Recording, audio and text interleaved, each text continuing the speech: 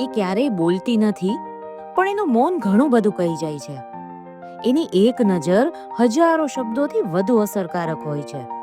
એક વખત એના મૌનનો અર્થ શોધવા બેઠો તો લાગ્યું કે પ્રેમની સૌથી ઊંડી ભાષા એ જ છે. ક્યારેક એની આંખો પૂછે છે, તું હજી મને એટલો જ પ્રેમ કરે છે? અને હું માત્ર હસીને જ જવાબ આપી દઉં. શબ્દોની જરૂર જ ક્યાં પડે જ્યાં હૃદય એકબીજાની ધડકન સાંભળી શકે. ક્યારેક એ મૌન હોય તો હવામાં પણ એક અનોખી શાંતિ છવાઈ જાય. ક્યારેક એના શ્વાસની અનિયમિત લય પણ એના હૃદયની અનકહી વાતો કહી જાય. મૌન એ કોઈ અંત નથી, એ પ્રેમની સરળ ભાષા છે. ક્યારેક એ ઉદાસીથી ભરેલું હોય તો ક્યારેક પ્રેમથી છલકાતું. મારો પ્રેમ ક્યારેય શબ્દો ઉપર આધારિત નહોતો.